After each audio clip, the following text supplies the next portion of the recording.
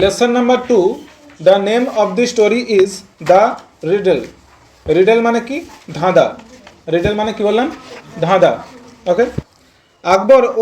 আকবর ছিলেন one of the greatest মানে এটা সুপারলেটিভ ডিগ্রি। এটার মানে হচ্ছে যে সব থেকে বিখ্যাতদের মধ্যে একজন। কি বললাম? সব থেকে বিখ্যাতদের মধ্যে একজন। তাহলে আকবর ছিলেন সব থেকে বিখ্যাতদের মধ্যে একজন। এম্পারার্স মানে রাজারা, মানে সব থেকে বিখ্যাত রাজাদের মধ্যে একজন কে ছিলেন? আকবর। অফ ইন্ডিয়া মানে কি রে? ভারতের। দেখ তাহলে পুরো সেন্টেন্সটার মানে কি? আকবর ছিলেন মানে ভারতের বিখ্যাত, সব থেকে বিখ্যাত যারা রাজা ছিল তাদের মধ্যে একজন। হি বিলংড টু মানে তিনি কোথা থেকে ছিলেন, মানে he belong to the Mughal dynasty, মানে তিনি মুঘল রাজবংশের একজন রাজা ছিলেন, এটাই বলতে যাচ্ছি। হি হ্যাড মানে তার ছিল, ইন হিজ কোর্ট তার রাজ দরবারে। কোর্ট মানে রাজ দরবার, এখন কোর্ট মানে আদালত, কিন্তু তখন কোর্ট মানে কি বলা হতো? রাজ দরবার। তাহলে he had in his court মানে তার রাজ দরবারে ছিল দ্য 9 জেমস মানে নবরত্ন। 9 জেমস মানে কি বললাম? নবরত্ন। হিজ 9 অ্যাডভাইজার মানে উপদেষ্টা। আচ্ছা তুই ধর একজন মন্ত্রী হয়ে গেলি, তোর উপদেষ্টার দরকার তো, অ্যাডভাইজারের দরকার, যারা তোকে সাজেশন দেবে যে স্যার এটা করুন ওটা করুন, দরকার তো না? গোটা দেশ চালাতে, গোটা রাজ্য চালাতে তুই একাই সব করে ফেলবি, একা তোর মাথায় আসবে না, তোর উপদেষ্টা দরকার। সেরকম রাজাদের সময়কালে তাদের উপদেষ্টা ছিল তো।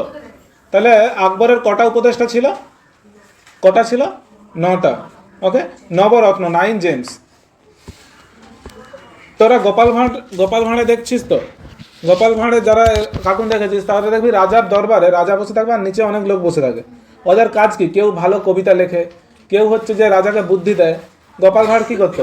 রাজাকে বুদ্ধি দিত, তাই তো? ওই গোপাল ভাঁড় যে কার্টুনটা সম্ভবত এটা থেকে এসেছিল, আমি একটা কোথায় দেখছিলাম, এটা পুরো সঠিক কিনা আমার জানা নেই।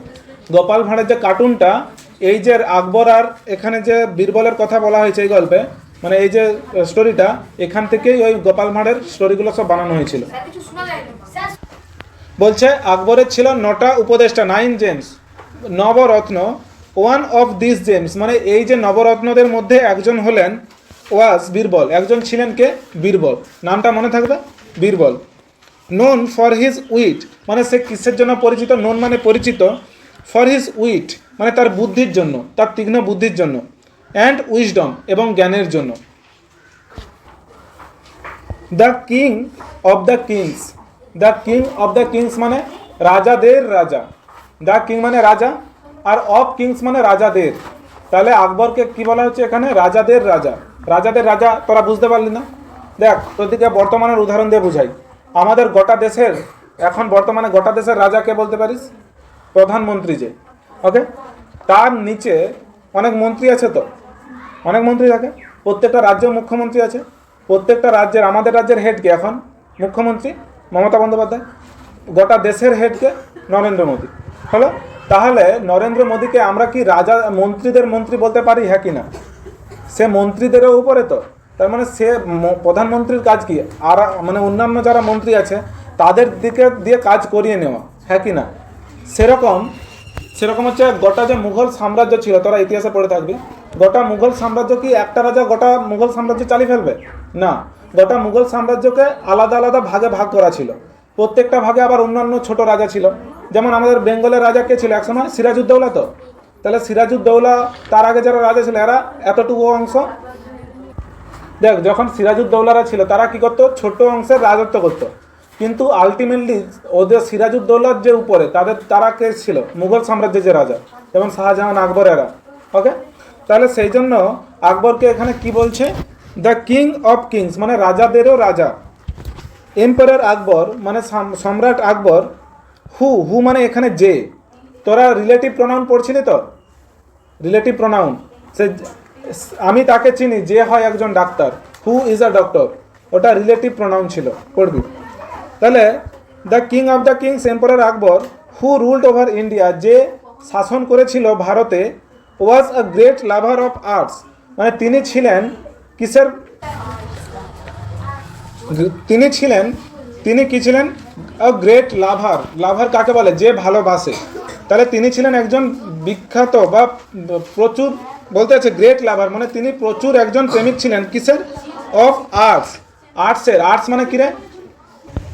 আর্ট মানে কি রে? ART। আর্ট মানে হচ্ছে যে কলা। আর্ট মানে কি বললাম? কলা, ব্যানানা কলা নয়। আর্ট মানে কলা। কি? যেমন নাচ, নৃত্য, গান মানে সঙ্গীত, ড্রয়িং, এগুলোকে আমরা কি বলি? আর্ট। ART, art. ওকে, তাহলে কি বললাম? তিনি ছিলেন একজন বিখ্যাত প্রেমিক। কিসের প্রেমিক ছিলেন তিনি? আর্ট। আর্ট মানে কলার প্রেমিক ছিলেন। সায়েন্স মানে বিজ্ঞানের প্রেমিক ছিলেন। লিটারেচার। লিটারেচার মানে সাহিত্যের প্রেমিক ছিলেন। সাহিত্য মানে যেমন বাংলা সাহিত্য, ইংরেজি সাহিত্য, হিন্দি সাহিত্য, এরকম। তিনি সাহিত্যের প্রেমিক ছিলেন। সাহিত্য মানে গল্প, কবিতা, এগুলোকে বোঝায়। অ্যান্ড মিউজিক, এবং গানের তিনি প্রেমিক ছিলেন। ওয়ান ডে, একদিন, অন আ ফাইন মর্নিং, একদিন একটা সুন্দর সকালে, হি ওয়াজ ওয়াকিং, সে হাঁটছিল। এটা পাস্ট কন্টিনিউয়াস টেন্স। যেমন প্রেজেন্ট কন্টিনিউয়াসের সাবজেক্টের পর অ্যামিজার হয়, তো এখানে দেখ ওয়াজ ওয়ার হয়। তাহলে হি ওয়াজ ওয়াকিং, সে হাঁটছিল। ওয়াক মানে হাঁটা, তো তাহলে হি ওয়াজ ওয়াকিং মানে সে হাঁটছিল। ইন হিজ ভাস্ট গার্ডেন, কোথায় হাঁটছিল? তার সেই বিশাল বড় বাগানে। রাজাদের বিশাল বড় বাংলো থাকতো, বাগান থাকতো। তো তাহলে তিনি একদিন হাঁটছিলেন সকালবেলা, একটা সুন্দর সকালে। কোথায়? ইন হিজ ভাস্ট গার্ডেন, তার একটা বিশাল বড় বাগানে। His garden was lined with trees, মানে তার বাগানে পুরো লাইন ধরে গাছ লাগানো ছিল। দ্যাট প্রডিউসড মানে যেগুলো উৎপন্ন করত, দ্য টেস্টিয়েস্ট। টেস্ট মানে কি? সুস্বাদু। টেস্টিয়েস্ট মানে সব থেকে সুস্বাদু। দ্য টেস্টিয়েস্ট মানে সব থেকে সুস্বাদু। অ্যান্ড জুসিয়েস্ট, জুস মানে রসালো, জুসি মানে কি? রসালো। জুসিয়েস্ট মানে সব থেকে রসালো আর কি বলতে যাচ্ছে। যে তার বাগানে কি লাগানো ছিল লাইন ধরে? গাছ। সেই গাছগুলোতে কী হতো? সব থেকে সুস্বাদু এবং সব থেকে রসালো ফ্রুইটস। ফ্রুইটস মানে ফল। তাহলে তার বাগানে লাইন ধরে গাছ লাগানো ছিল, সেই গাছে কী হতো? সব থেকে সুস্বাদু এবং সব থেকে রসালো ফল হতো। ইন দ্য হোল কিংডম মানে পুরো রাজ্যে, মানে গোটা রাজ্যে ওরকম সুস্বাদু এবং রসালো ফল অন্য কোনো গাছে হতো না। কোথায় হতো? শুধুমাত্র রাজার বাগানে যে লাইন ধরে গাছ লাগানো ছিল সেখানেই হতো। তারপর দেয়ার ওয়ার ফ্লাওয়ার্স, সেখানে ছিল ফুল। অফ অল শেপস, শেপ মানে আকৃতি। শেপ মানে কি বললাম? আকৃতি। মানে তার বাগানে ফুল ছিল। কীরকম ফুল ছিল? অফ অল শেপস মানে সমস্ত আকৃতির ফুল ছিল। মানে ছোট ছোট, বড়, অনেক বড়, খুব ছোট, এরকম অনেক ধরনের আকৃতির ফুল ছিল। অ্যান্ড সাইজেস, সাইজ মানে কি? আকার। ওকে, মানে বলতে চাচ্ছে যে কীরকম। শেপ মানে আকৃতি, মানে সরি আমি একটু ভুল বলে ফেলছি। আকৃতি মানে কীরকম? গোল, চারকোনা, এগুলোকে আকৃতি বলে। ওকে, আর সাইজ মানে বড় ছোট বলে বোঝায়। ওকে, তাহলে তার যে বাগানে ফুলগুলো ছিল সেগুলো কীরকম ছিল? বিভিন্ন আকৃতির এবং বিভিন্ন আকারের ফুল ছিল। ইন হিজ গার্ডেন, তার বাগানে। তাহলে তার বাগানে কী কী ছিল বললো? সব থেকে সুস্বাদু এবং রসালো ফলের গাছ এবং সমস্ত ধরনের আকৃতির এবং আকারের ফুল ছিল তার বাগানে। হি হ্যাড মানে তার ছিল his most trusted and favourite minister Birbal with him. He had মানে তার ছিল হিজ মোস্ট ট্রাস্টেড। ট্রাস্ট মানে কি রে? বিশ্বাস করা। ট্রাস্ট মানে কি বললাম? বিশ্বাস করা। আর এখানে ট্রাস্টেড এটা হচ্ছে যে অ্যাডজেক্টিভ, এটার মানে হচ্ছে বিশ্বস্ত। ট্রাস্টেড মানে কি বললাম? বিশ্বস্ত। হি হ্যাড মানে তার ছিল হিজ মোস্ট ট্রাস্টেড মানে তার সব থেকে বেশি বিশ্বস্ত। অ্যান্ড ফেভারিট, ফেভারিট মানে কি রে? তাহলে ফেভারিট মানে বললাম কি? পছন্দের। তাহলে তার ছিল সব থেকে বিশ্বস্ত এবং পছন্দের মিনিস্টার। মিনিস্টার মানে কি রে? মন্ত্রী, বীরবল।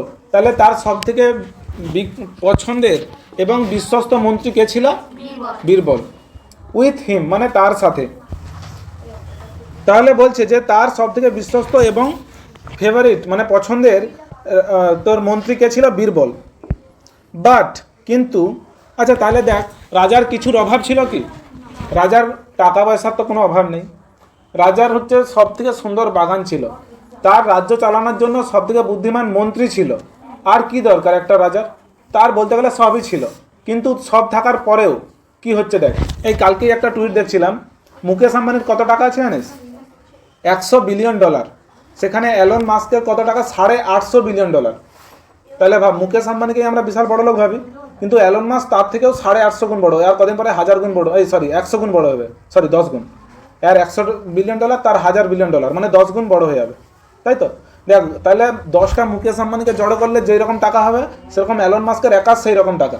কিন্তু অ্যালন মাস্ক এই পরশুদিন না কবে টুইট করছে একটা, যে money can not by happiness, যে টাকা খুশি কিনতে পারে না।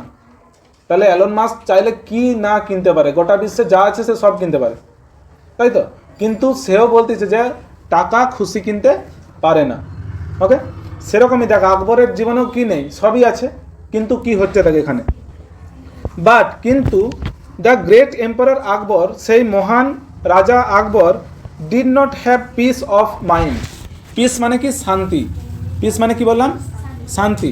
ডিড নট হ্যাভ পিস মানে তার ছিল না শান্তি। অফ মাইন্ড, অফ মাইন্ড মানে মনের, মানে আকবরের সব থাকা সত্ত্বেও কিন্তু তার একটা জিনিস ছিল না, সেটা হচ্ছে মনের শান্তি। তোদের এরকম কে কে আছে যাদের বাড়িতে টাকার সেরকম অভাব নেই, কিন্তু তবুও মনের শান্তি নেই? তাহলে দেখ, আকবরের সব ছিল কিন্তু তার একটা জিনিস ছিল না, কি ছিল না? Emperor Akbar did not have peace of mind, মানে তার মনের মধ্যে শান্তি ছিল না। ওকে, দেখ, তার মনের মধ্যে ছিল না শান্তি। দ্য কোয়ালিটি, এই যে মনের শান্তিটাকে কিসের সাথে তুলনা করছে? একটা কোয়ালিটির সাথে। কোয়ালিটি মানে কি রে? গুণ। তাহলে মনের শান্তিটাকে একটা গুণের সাথে তুলনা করছে, যে একটা তার মনে কোনো শান্তি ছিল না, সেই মনের শান্তিটা একটা গুণ। উইথআউট হুইচ মানে যেটা ছাড়া নো ওয়ান, নো ওয়ান মানে কেউই নয়, এটা ইনডিফিনাইট প্রোনাউন, সেদিন পড়াচ্ছিলাম। No one, not even the king of kings মানে এমনকি রাজাদেরও রাজা নয়, ক্যান অ্যাপ্রিসিয়েট বিউটি মানে সৌন্দর্যতার তারিফ করতে পারে।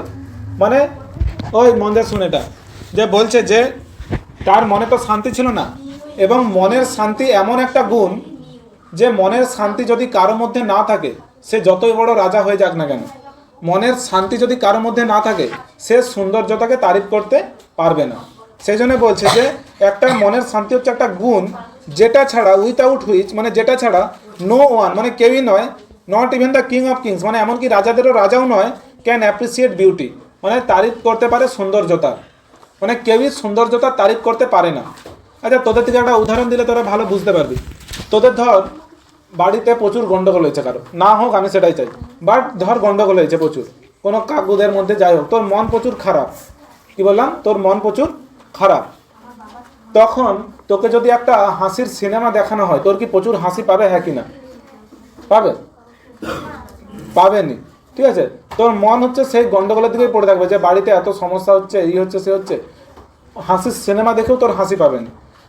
কারণ কি? তোর মনের মধ্যে শান্তি নেই। তোর মনের মধ্যে যখন শান্তি নেই, তুই সৌন্দর্যতার তারিফ করতে পারবি? পারবি নি। একটা সুন্দর ফুল দেখে তুই অবাক হবি নি, কারণ তোর মনের মধ্যে শান্তি নেই। হ্যাঁ কি না? সেরকমই আকবরের অনেক কিছু ছিল, সুন্দর সুন্দর ফুল ছিল বাগানে, সুন্দর সুন্দর ফল ছিল, কিন্তু অত কিছু থাকা সত্ত্বেও তার মনে যেহেতু শান্তি ছিল না, সে সৌন্দর্যতা তারিফ করতে ব্যর্থ হচ্ছিল। ওকে, next, wise Birbal.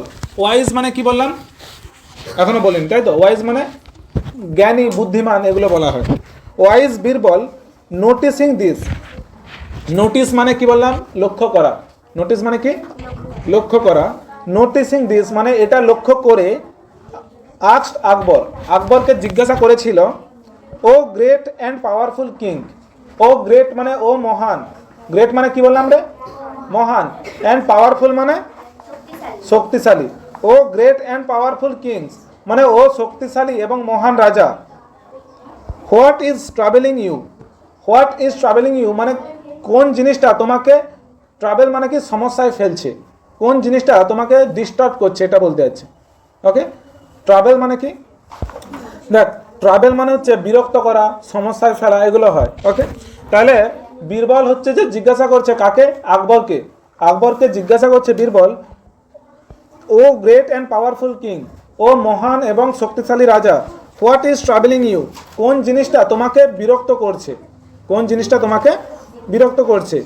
You do not seem to be your usual self, self মানে নিজস্বতা, মানে আপনাকে আপনার নিজস্বতা আপনার দেখতে পাচ্ছি না।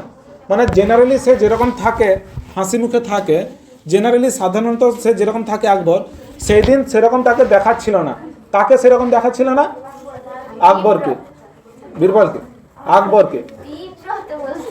দেখ, ইউ ডু নট সিম মানে কি বললাম, আপনাকে দেখে মনে হচ্ছে না, সিম মানে মনে হওয়া, okay. You do not seem মানে আপনাকে দেখে মনে হচ্ছে না to be your usual self, মানে আপনার নিজের মধ্যে আপনি আছেন, মানে আপনি যে আপনার সাধারণ মানে আপনার যে নিজস্বতার মধ্যে আছেন সেটা দেখে আপনাকে মনে হচ্ছে না। তোরা এখন পড়তে আসছিস, হাসি খুশি আছিস তো? কোনোদিন যদি তুই পুরো মন মরা হয়ে এখানে বসে থাকুক, আমি জিজ্ঞাসা করবো তো যে তোর আজকে কি হয়েছে, তোকে আজকে সাধারণ দেখাচ্ছেন, আমি জিজ্ঞাসা করবো তো যে তোকে আজকে আলাদা রকম দেখাচ্ছে। সেটাই বীরবল আকবরকে জিজ্ঞাসা করছে যে আপনাকে আপনার মতো মানে নিজস্বতা আপনার দেখা যাচ্ছে না। তারপর for my king never fails to enjoy the beauty, মানে আমার রাজা কখনোই ফেল করে না, মানে কখনোই ব্যর্থ হয় না টু এনজয় দ্য বিউটি, মানে সৌন্দর্যতাকে উপভোগ করতে, মানে বাগানে সুন্দর সুন্দর ফুল হয়ে আছে, সেই সৌন্দর্যতাকে দেখে সে আনন্দ পায় না, এটা কখনো আমি হতে দেখিনি। Of the greatest kingdom on this earth has ever seen, মানে আপনি এমন একটা রাজ্যের রাজা যেরকম বড় রাজ্য এই পৃথিবী আগে কখনো দেখেনি। তাহলে এই পুরোটার মানে কি বললাম, যে আমার রাজা কখনো সৌন্দর্যতার তারিফ বা সৌন্দর্যতাকে এনজয় করা মানে কি রে, সৌন্দর্যতার মজা নেওয়া, সৌন্দর্যতাকে উপভোগ করা, সৌন্দর্যতাকে উপভোগ করতে কখনো ফেল হয়নি মানে ব্যর্থ হয়নি, মানে যখনই সে সুন্দর জিনিস দেখে তখনই সে অবাক হয়ে যায়। কে অবাক হয়ে যায়? আকবর। কিন্তু বীরবল জিজ্ঞাসা করছে আমার রাজা আজকে এরকম সৌন্দর্যতাকে উপভোগ করতে ব্যর্থ কেন হয়ে যাচ্ছে। আবার কি বলছে যে অফ দ্য গ্রেটেস্ট কিংডম, মানে সেই রাজা কিসের রাজা? অফ দ্য গ্রেটেস্ট মানে সব থেকে বড় রাজ্যের রাজা। This earth has ever seen, মানে যেরকম রাজ্য এই বিশ্ব প্রথমবার দেখেছে, আগে কখনো দেখেনি, এটাই বলতে চাচ্ছে যে এরকম রাজ্যের রাজা আপনি, যে এরকম বড় রাজ্য এই বিশ্ব আগে কখনো দেখেনি, সেই রকম রাজ্যের রাজা হয়ে আপনি সৌন্দর্যতাকে উপভোগ করতে ব্যর্থ হয়ে যাচ্ছেন, ব্যাপারটা কি? ওকে।